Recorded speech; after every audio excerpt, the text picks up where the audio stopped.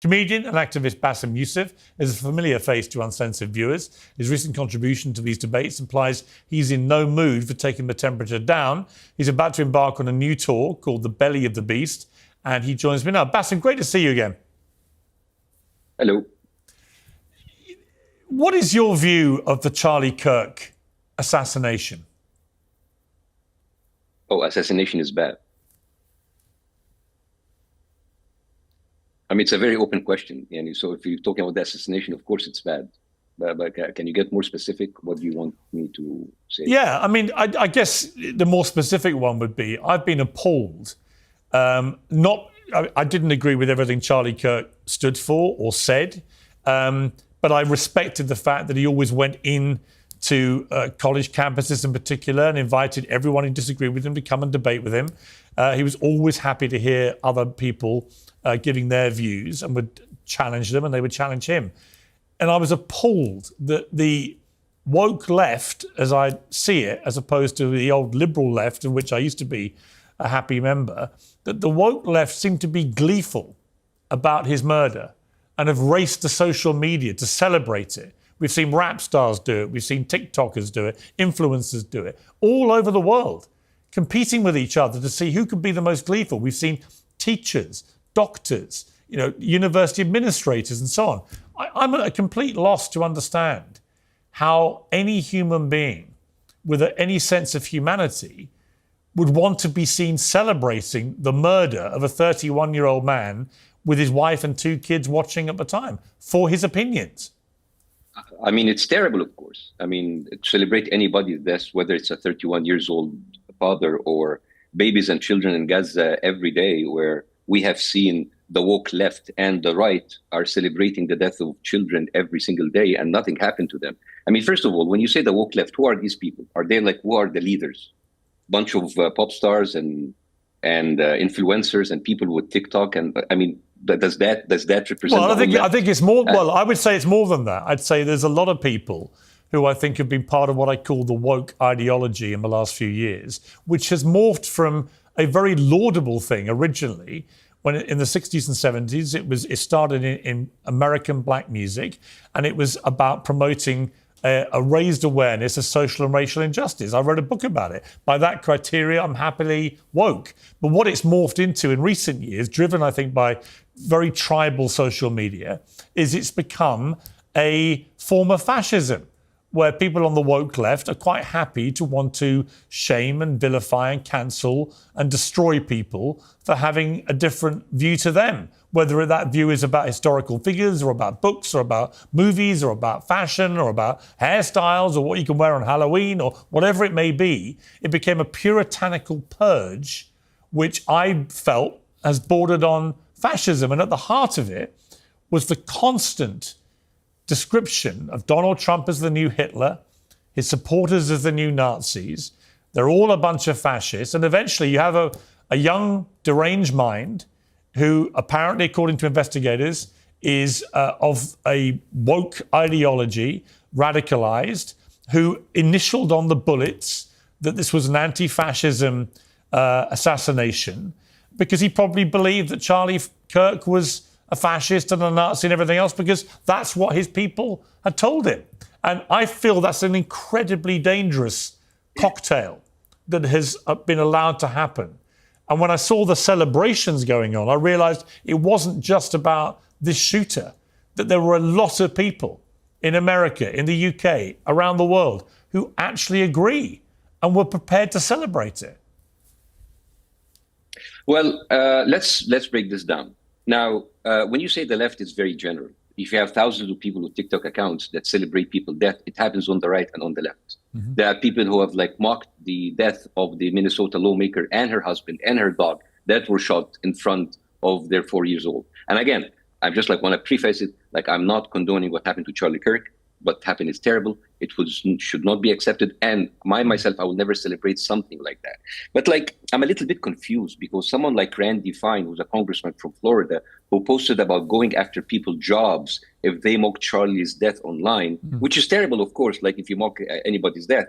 But the fact that you go after someone, it's very confusing to me because for those of you who don't know who Randy Fine is, he is the fat bitch who continues to suck Israel dick every day on a daily basis. And that guy, he is in Gaza, like he said, everyone in Gaza should die. Kill them all, let the blood fall in Gaza. They are animals. And now he pretends to have a soul. That this kind of manufactured selective rage that will confuse me. If you're going to have rage, please. If you're going to be angry, please. But just like be consistent. We have people losing their jobs, their careers, getting cancers for being dismissive about Charlie death. Again, terrible to do. But I don't get it because I thought canceling something is what the hippie PC left would do. I don't condone making insensitive remarks about a guy who was just murdered. We can discuss his ideas. We can praise or trash his ideas because his ideas will live on forever. But if some people are insensitive or rude, well, he was a public figure. For many people, he was a controversial figure. If today Biden or Kamala Harris or Hillary Clinton died or got shot, I'm sure there's a lot of people that will celebrate their death. If I got shot today, I am sure there are millions of people around the globe who would revel in my death. And they will make like content that would call it insensitive. I'm sure that if you died, Piers Morgan, people will be celebrating. Yeah, so sure. So I don't understand. Like, yes, we can talk about it being insensitive, terrible. We can talk about it with a moral issue, but I don't understand the double standards of the West. Well, I think I do. Listen, I think on that, Bاسم. Let me. Sure, finish. Yeah. Part, because for years, we as Muslims and Arabs, we were lectured from the West about freedom of expression, freedom to offend. It's very important. Freedom to offend. Freedom to offend. But for years, people made fun of Muslims, Arabs, our religion, our culture, our babies and children being killed in Gaza every single day. And no one lost a single minute of sleep over it, which is very confusing to me because the lines between what is legal, what is allowed, what is accepted, what is punishable, what is frowned upon, these are lines seem hazy. So please, yes, go, rage, be angry about it, but be consistent so people can believe you. You know, I think you make a very good point. I've seen some of the hounding of certain people out of jobs in the last few days is clearly hypocritical because unless you're actually condoning the murder and endorsing and supporting an act of criminal murder, if you're just criticising Charlie Kirk for positions that he held, I think that's perfectly okay, right? I may not like it if you're a friend of Charlie's or one of his family members, but he would be the first to say, that's fine. Where I think the line is for me with cancel culture, if you like, is that there's a guy, for example, who's the president-elect of the Oxford Union Debating Society. I think you've done it, Bاسم, haven't you? Yeah. Right. So we've both done that. It's probably the most famous debating society in the world. The whole point of it is that they bring people into that chamber to debate, to have different opinions and debate, as you and I do regularly. And the president-elect, after Charlie Kirk was murdered, having debated opposite Charlie Kirk in that chamber in May himself, actually gleefully celebrated the murder, said LOL, and said, let's fucking go, with a big exclamation mark, right? That, to me, it's not cancel culture to say that guy should not be the president of the Oxford Union Debating Society. Clearly, he should not be the president of a debating society if he celebrates somebody being murdered for their opinions. Would you agree with that? I agree with that, but if we agree on that, let's agree on everything else. So everybody who holds a position who mocks the death of Palestinian children being killed every day in front of cameras, they should lose their job too. You understand why it is difficult for me to be on the same page with you? Because this is like cherry picking. Well, you haven't asked me if I agree with you. No, I don't disagree. I think if you're a doctor, let me explain. If you're a Harvard professor or you're a doctor or you're a teacher and you glorify or celebrate the murder, or depending which side you're on, whether you see it as murder or collateral damage as you go after Hamas, whatever you want to call it. But if you are seen celebrating the death, you had to mention Hamas there, right? I'm just showing you. You had to just No. You know my view of this. Right? No, Bاسم, no. I'm simply saying. You just have to mention Hamas. I'm simply saying. I remember. There are many Wait a minute. Let me clarify. The reason I clarified, there are many people who believe what the IDF has been doing with civilians is murder and genocide. There are others on the pro-Israeli side who believe that they are targeting a terror group in Hamas and that innocent people will get killed in the process. Therefore, it's not murder. So I'm clarifying the two sides of that debate. You have a strong view. Other people have an equally strong view the other way. But my point being, if you're in a position of there's no two sides of genocide. Yeah. There's no two sides of the Holocaust. There's no two sides. Seriously. So let's stop two-siding it, because it's becoming exhausting. Okay, let's not get into that part of the debate. The part I want to agree with you about is this.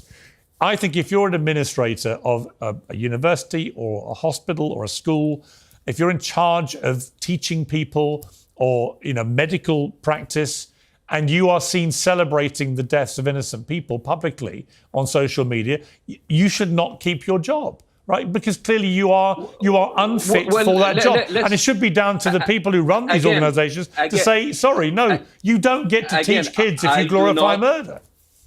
Well, there are people who are teaching kids on the left who glorified, hey, happy 5th anniversary for George Floyd. He's 5 years sober because he's dead for 5 years.